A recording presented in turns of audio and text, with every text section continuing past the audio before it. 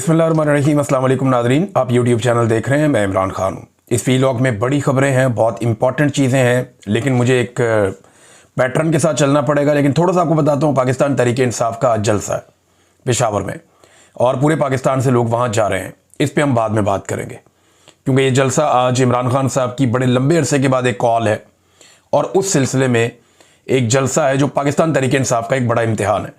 बाद में बात करते हैं। लेकिन शहबाज शरीफ साहब ने अक़वाम मुत्तहिदा में खिताब किया है।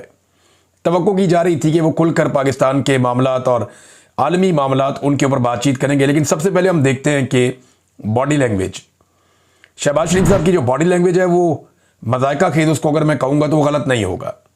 यानी ऐसा लगता था कि जिस जगह पे बॉडी लैंग्वेज को अग्रेसिव करना है उस जगह पे वो थोड़ा लेट हो जाते थे, किसी जगह पे बिला वजह अग्रेसिव हो जाते थे। मैं अपने मुल्क को तरक्की दूंगा, आगे बढ़ाऊंगा, इस तरह की बातें करते हुए मुक्के मारना शुरू कर दिए टेबल के ऊपर। भाई आप अपने मुल्क के अंदर क्या करते हैं, आलमी रहनुमाओं का इससे क्या लेना देना। अक़वाम मुत्तहिदा एक फोरम है ऐसा जहां पे आप इंटरनेशनल मामलात के ऊपर बात करते हैं, खारजी मामलात के ऊपर बात करते हैं, या ऐसे इशूज जो सारी दुनिया के लिए आप उनको करते हैं। तो शहबाज शरीफ साहब की एक तो बॉडी लैंग्वेज और बाकायदा इनको तैयारी करवाई जाती है। मैं बहुत पहले से जानता हूं, मैं एक ऐसी टीम को और उनके लोगों को जानता हूं जो शहबाज शरीफ साहब को तकरीर की तैयारी करवाते थे। अच्छा, मैं एक ऐसी और टीम को भी जानता हूं जो मरीम नवाज को भी ये तैयारी करवाते थे। और जब नवाज शरीफ ने फैसला किया कि मरीम नवाज को मैंने सियासत में लाना है तो वो रायवेंड जाते थे और जाकर तैयारी करवाते थे। फिर उनमें से कुछ लोगों को नवाज शरीफ साहब ने बाद में नवाजा भी। तो शहबाज शरीफ साहब की तो बाकायदा ट्रेनिंग करवाई जाती है कि ये वाली बात करते हुए मुक्का बना लेना है, ये वाली बात करते हुए मार देना है, ये वाली बात करते हुए हाथ को ऐसे हिलाना है। तो बच्चों की तरह इनकी जो है वो बॉडी लैंग्वेज तैयार की जाती है। लेकिन बड़ी मसनूई बॉडी लैंग्वेज लग रही थी शहबाज शरीफ साहब की। चले, ये तो चलता है ना, हर आदमी की बोलने की सलाहियत या उसकी जो बॉडी लैंग्वेज है वो एक जैसी नहीं होती। कुछ लोग जो है वो जब जालीपन का शिकार होते हैं ना तो वो बात कर कुछ रहे होते हैं, उनकी बॉडी कुछ और कह रही होती है। ये होता है लोगों के साथ। लेकिन जब आप एग्जैक्टली वही कह रहे होते हैं जो आपके अंदर होता है तो फिर आपको ये प्रॉब्लम नहीं होता। शहबाज शरीफ साहब को चलें बॉडी लैंग्वेज को छोड़ देते हैं, ये पोर्शन उनका हमेशा से कमजोर है। आप आ जाएं इस बात के ऊपर कि उन्होंने कहा क्या। जितनी पॉजिटिव चीजें हैं वो आपको पाकिस्तान के मीडिया पे मिल जाएंगी। आप आज के अखबारात उठा के पढ़ लें, आपको बड़ी तारीफें मिल जाएंगी। मैं वो नहीं करने वाला। जितनी पॉजिटिव चीजें हैं वो आपको टाउट्स मीडिया वाले जो हैं वो बता देंगे। शहबाज शरीफ का जो फैन क्लब है नवाज शरीफ का वो आपको बता देगा। जो इनका अपना ग्रुप है PMLN का, सहाफियों का, दानिश्वरों का, वो आपको बता देगा। पाकिस्तान का सारा यरगमाल मीडिया आपको वही बताएगा जो वो चाहेंगे। लेकिन मैं आपको वो बताता हूं जो चीजें मुझे लगा कि ये नहीं होनी चाहिए थी। नंबर 1, गैर जरूरी तौर पे आसिम मुनीर का और एयर चीफ का नाम लिया शहबाज शरीफ ने। ये सरबराह मुमलिकत ऐसा करते नहीं है। जो वहां पे सहाफी हैं, जो गैर जानिबदार हैं, वो सर पकड़ के बैठ गए थे कि ये क्या ब्लंडर मारा, ये क्या हरकत की है। यानी मुल्कों के जो सरबराहान होते हैं वो कभी भी अपने मातहतों के ऐसे नाम नहीं लेते जाके वहां पे। यानी बूट पॉलिश की एक आदत और शौक इतना बढ़ गया कि अक़वाम मुत्तहिदा जैसे बड़े फोरम के ऊपर खड़े होकर भी शहबाज शरीफ साहब को अपना असल काम भूला नहीं। वहां पे भी पकड़ के चमकाना शुरू कर दिया उन्होंने कि जी आसिम मुनीर की भी गेम उठा दी और एयरफोर्स के चीफ की भी गेम उठा दी। हालांकि उन्होंने काम बड़ा कमाल किया, लेकिन यार ये फोरम कौन सा है, फॉर गॉड सेक। आपको होश है आप क्या कर रहे हैं भाई। जो सरबराह मुमलिकत होता है, यानी अगर अमेरिकन प्रेसिडेंट ये बात करता तो वो कभी अपने किसी जर्नैल का नाम नहीं लेता, वो द ग्रेट अमेरिकन मिलिट्री कहता। आप कह सकते थे कि ग्रेट पाकिस्तानी आर्म फोर्सेस, कितना अच्छा लगता सुनने में, हमेशा चलता रहता। ये आसिम मुनीर रिटायर हो जाएगा, आपकी तकरीर जाया हो जाएगी। ये जो एयरफोर्स का चीफ है रिटायर हो जाएगा, आपकी तकरीर जाया हो जाएगी। नाम उस चीज का लिया जाता है जिसको कायम रहना हो। आप कह सकते थे, आप दूसरे मुल्क के वज़ीर आज़म का नाम ले सकते, सरबराहान की बात कर सकते हैं, या कुछ बहुत इंपॉर्टेंट आलमी सतह के इंसिडेंट वहां पे उनकी आप बात कर सकते हैं। ये आप नहीं कर सकते,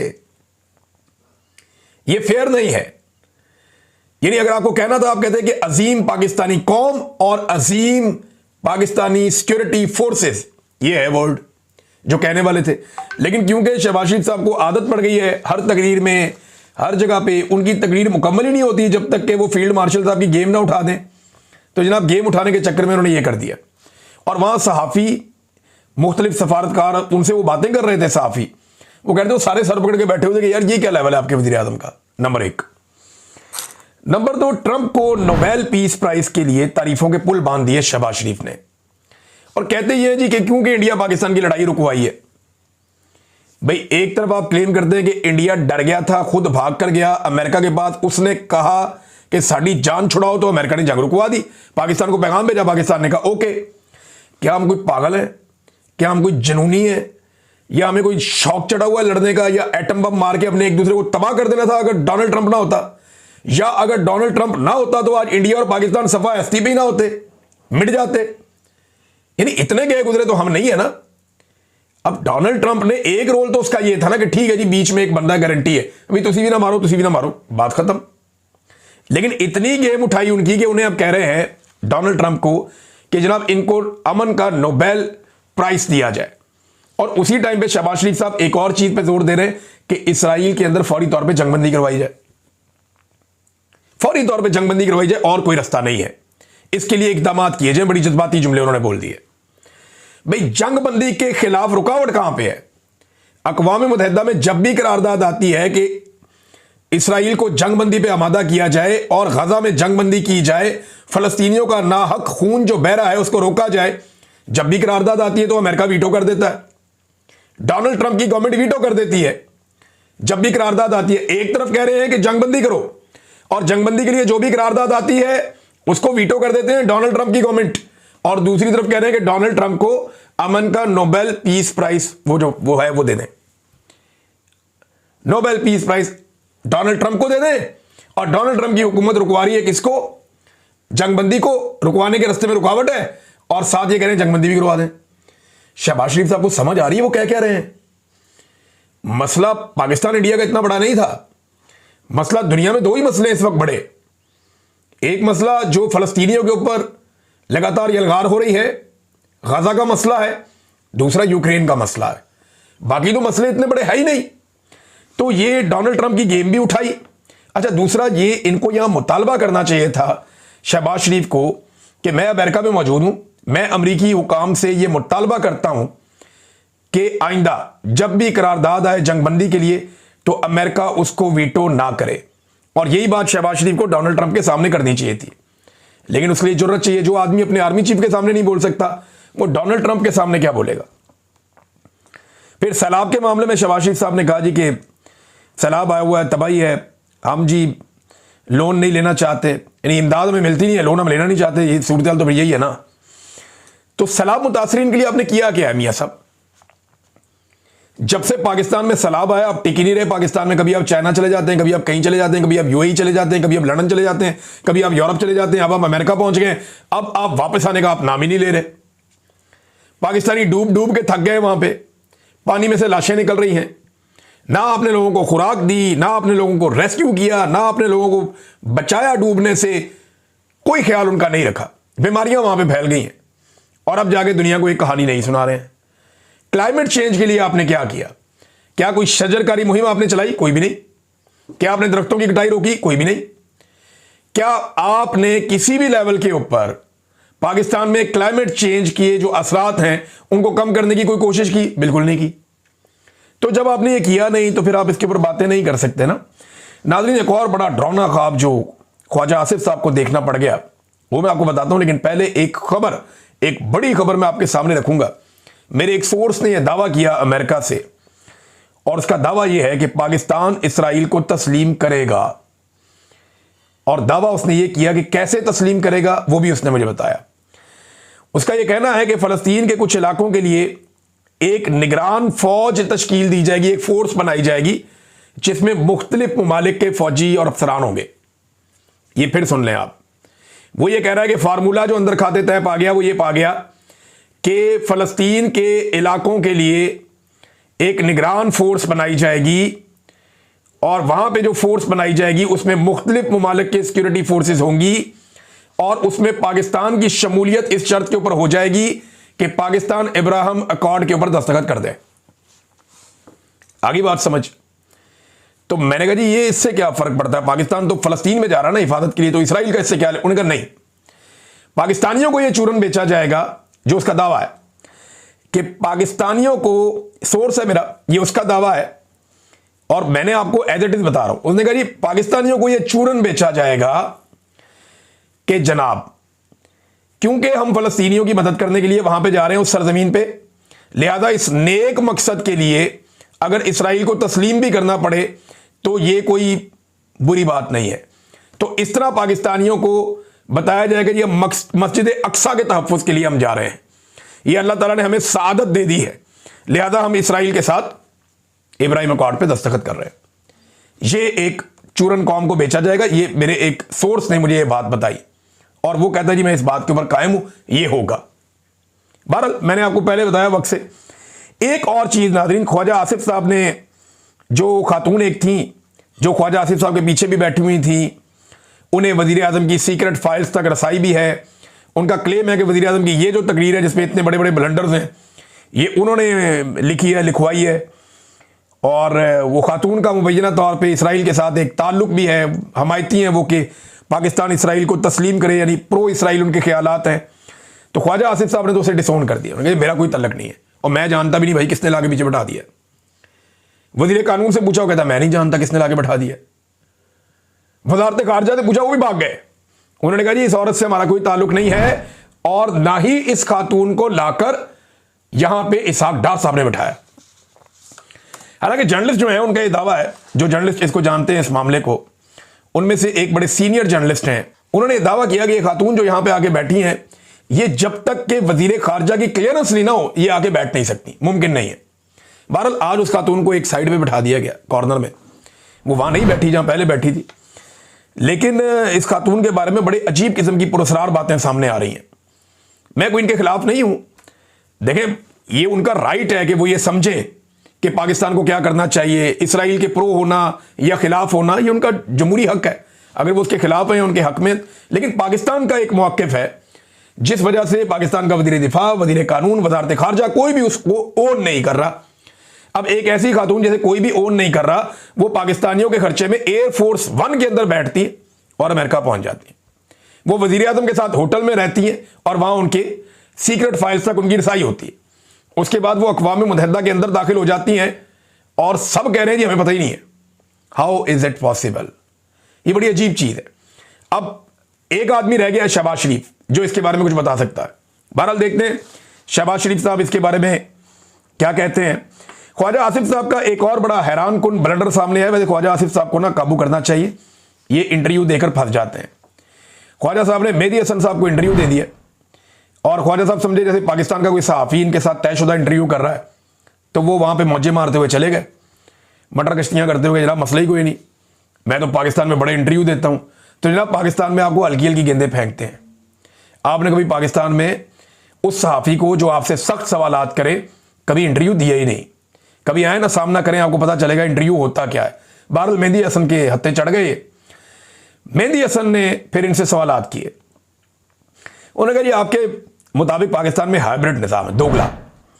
बहुत से ममालिक में आर्मी चीफ वज़ीर दिफा को जवाबदेह होता है। आप वज़ीर दिफा जो आपके आर्मी चीफ हैं वो आपको जवाबदेह हैं? क्या आप ज़्यादा ताकतवर हैं? आपका आर्मी चीफ आसिम मुनीर ज़्यादा ताकतवर है? तो ख्वाजा आसिफ साहब अब परेशान हो गए। उन्होंने कहा यार ये क्या सवाल? जी ऐसा नहीं है। अब एंकर ने पूछा क्या आर्मी चीफ आपसे ज़्यादा ताकतवर नहीं है? ख्वाजा आसिफ ने कहा मेरी सियासी तकर्री है, मैं एक सियासी वर्कर हूं।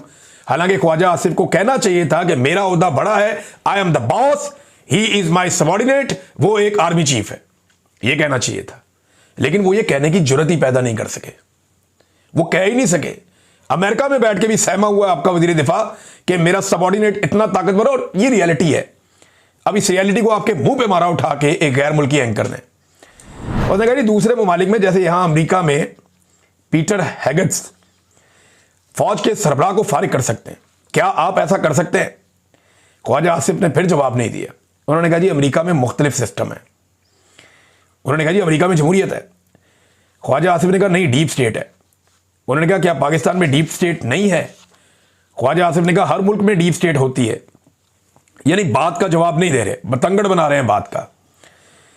तो उन्होंने फिर इसी तरह पूछा कि जनाब मुझे बताएं ना, अच्छा तो फिर फैसला कौन करता है, यानी इंचार्ज कौन है आपके मुल्क का, चार्ज किसके पास है?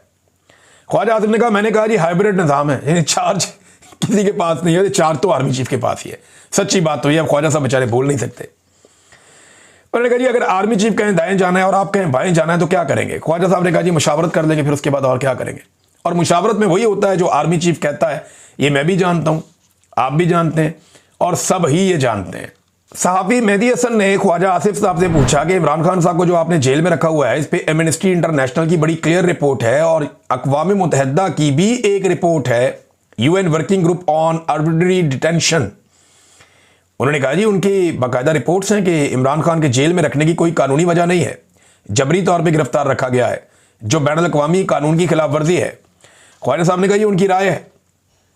एंकर ने कहा जनाब उनकी राय यह है कि पाकिस्तान बैनुल अक़वामी कवानीन की खिलाफ वर्जी का मुर्तकिब हो रहा है।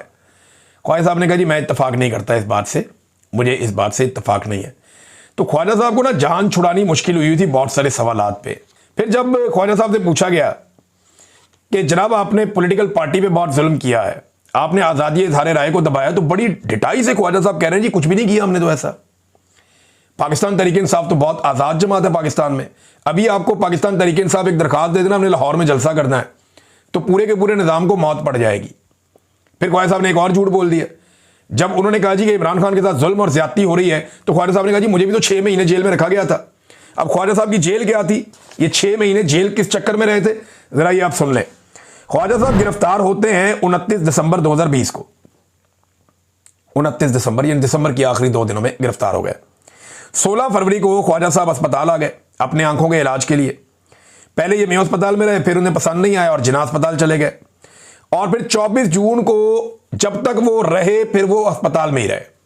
ख्वाजा साहब फिर अस्पताल से बाहर नहीं आए। 24 जून को ख्वाजा साहब उसी अस्पताल से रिहा हो गए, यानी जेल का अमला अस्पताल में आया, रोक कर लेके वहीं से रिहा किया। ख्वाजा साहब ने दोबारा जेल जाने की किसी किस्म की जहमत नहीं की। फिर एक और ख्वाजा साहब ने अजीबोगरीब वहां पे बोंगी मार दी। ख्वाजा साहब ने इमरान खान साहब के बारे में कह दिया जी कि इमरान खान जेल से अपना ट्विटर अकाउंट चलाता है। इससे पहले ख्वाजा साहब ना ये भी कह चुके हैं कि इमरान खान एक बड़ा महफूज तरीन टेलीफोन है दुनिया का, नोकिया 3300, वो इस्तेमाल करता है जेल में।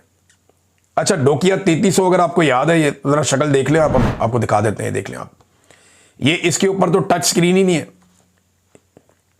ये जिस दौर का फोन है तब तो ट्विटर का किसी को पता ही नहीं था। वो कहते हैं जी इसके ऊपर इमरान खान अपना ट्विटर इस्तेमाल करता है, हद हो गई नहीं। और जेल के अंदर तो सिग्नल भी नहीं आते, एक सिग्नल भी नहीं आता जेल के अंदर। आप टेलीफोन कॉल कर ही नहीं सकते, ऐसे खौफनाक जैमर्स लगे होते हैं जेल में, ये सवाल ही पैदा नहीं होता। और ख्वाजा साहब को पता भी है इस बात का, फिर भी बेवकूफ बना रहे हैं कि इमरान खान जेल से अपना ट्विटर इस्तेमाल करते हैं। आप तो थोड़े दिन पहले कहते कि इंडिया से इस्तेमाल होता है। इमरान खान जेल में है या इंडिया में है? तो ख्वाजा साहब फंस गए, फिर फंस गए एक दफा। ख्वाजा साहब नहीं नहीं नहीं, वो एक्चुअली इमरान खान आप देखें ना, अब कभी इधर देखें, कभी उधर जाएं, कभी उधर जाएं। ख्वाजा साहब को समझ ना आए मैं इसमें से निकलूं कैसे। बहरहाल फिर ख्वाजा साहब ने कहा जी कि उनके पास रिपोर्ट है कि वो इमरान खान साहब का जो ट्विटर अकाउंट है ना, वो इंडिया वाली बात ठीक है। उन्होंने कहा इंडिया वाली बात अगर ठीक है तो आपके पास कोई सबूत तो होंगे। उन्होंने कहा सबूत मैं नहीं दे सकता। क्यों नहीं दे सकता? वो मैं नहीं अभी दे सकता, वो यहाँ नहीं बता सकता मैं। उन्होंने कहा यहाँ आप पब्लिकली इल्जाम लगा सकते हैं कि इमरान खान का ट्विटर इंडिया से हैंडल हो रहा है, लेकिन आप पब्लिक सबूत नहीं आप दे सकते मिनिस्टर होके। तो क्या आपके पास जो रिपोर्ट है वो कहां से है? वो इंटेलिजेंस की? उन्होंने बिल्कुल इंटेलिजेंस की रिपोर्ट। अब मैं हैरान हो रहा हूं कि पाकिस्तान की इंटेलिजेंस एजेंसियों के पास ये रिपोर्ट है कि इमरान खान का ट्विटर हैंडल इंडिया से ऑपरेट हो रहा है या इंडिया उसको चला रहा है, और इसके ऊपर पाकिस्तान की एजेंसियों ने अभी तक कोई मुकदमा दर्ज नहीं किया। 300 मुकदमे, ऐसी ऐसी भोंगी मारी ख्वाजा साहब ने, और वो जलालत करवाई है पाकिस्तान की एस्टेब्लिशमेंट की, और अपनी जाती तौर पे तबाही फिरवा दी पकड़ के। बहुत सारी और चीज़ें भी हैं, अब दफ़ा करें कितना मैं इनका बताऊं। ख्वाजा साहब ने बहरहाल इनको मना करना चाहिए कि इंटरव्यू ना दें। वहाँ कासिम सूरी साहब ने बड़ा तगड़ा एहतजाज किया अमेरिका में, यूएन के सामने निकले, उन्होंने आके वहाँ बड़ी तगड़ी बातचीत की है। उन्होंने एहतजाज किया शहबाज शरीफ के खिलाफ, एस्टेब्लिशमेंट के खिलाफ, कि उन्होंने बड़ी ज्यादती कर रहे हैं ये। दूसरा नाज़रीन, आज़ाद कश्मीर में पंगा बढ़ता जा रहा है। वहाँ पहले झूठी खबरें चलाई गई कि कोई एहतजाज नहीं हो रहा, लेकिन लोग इस पर बाज नहीं आए। उन्होंने कहा नहीं जी हम तो एहतजाज करेंगे, हमारे कोई मुतालबात नहीं माने गए। फिर इंटरनेट और मोबाइल फ़ोन बंद किया तो हम मसाजिद से ऐलान करेंगे। हुकूमत ने मसाजिद पर पाबंदी लगा दी तो उलमा इकराम सामने आ गए। उन्होंने कहा जी हम हुकूमती नोटिफिकेशन को जूते की नोक पर रखते हैं और मुकम्मल अवामी एक्शन कमेटी से इत्तफाक करते हुए मसाजिद में हम ऐलानात करवाएंगे। तो वहाँ हुकूमत को और एस्टेब्लिशमेंट को बड़ी नाकामी हो रही है। अब आ जाए नाजरीन, जो मामला पाकिस्तान तहरीक इंसाफ के जलसे का है, लेकिन एक चीज और, शहबाज शरीफ ने एक दावा भी किया कल के दिन में। उन्होंने कहा जी ट्रंप ने अमेरिकी कंपनियों को कहा कि फौरी पाकिस्तान में जाकर सरमायाकारी करें। वो पाकिस्तान में पाकिस्तानी सरमायाकारी नहीं कर रहे, बाहर से कौन आके करेगा? आप सिर्फ अपना सामान बेच सकते हैं, अपनी मादनियात आप उनको बेच देंगे सस्ते दामों, अपनी चीजें आप उनको बेच देंगे सस्ते दामों, आप पाकिस्तान की कौम को गिरवी रख देंगे सस्ते दामों। आप यही कर सकते हैं। जिस जंग में आप कूदने जा रहे हैं ना, या जिस खून खराबे का आपका इरादा दिखाई दे रहा है, जिसके बारे में इमरान खान रोजाना अडयाला जेल से खबरदार कर रहा है, जिसके बारे में असद कैसर ने कहा कि अगर अफगानिस्तान पे आप जंग मुसल्लत करेंगे तो हम सब सियासी जमातें और अवाम आपके साथ खड़े नहीं होंगे। ये जिस चक्कर में आप पड़ गए हैं ना, ये आपको अकेला छोड़ के सारे भाग जाएंगे। फिर यहां पे गोला बारूद और बंदूकों का ही बिजनेस होगा और कोई सरमायाकारी नहीं हो सकती।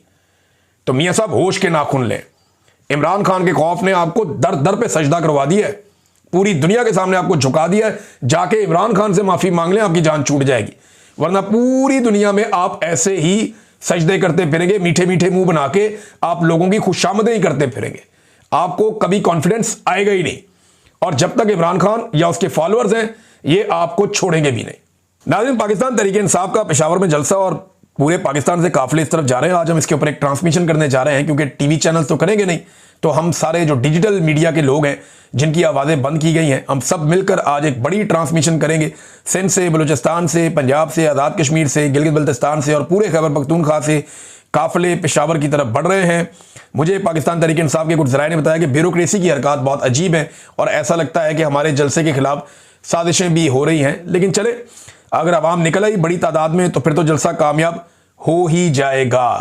अब इसमें एक मैं हैरान हो रहा था कि गड्ढापुर साहब ने ऐलान किया कि मैं एक बड़ा अहम ऐलान करूंगा जलसे में और बड़ा सरप्राइज दूंगा, जबकि मैं समा टीवी का एक वो कैप्शन देख रहा था, उस पर लिखा हुआ था, पता नहीं कुछ लोगों ने उसको ट्वीट भी किया है, वहां अली मोहम्मद खान साहब ने कहा कि जी जलसे में कोई बड़ा ऐलान नहीं होने जा रहा।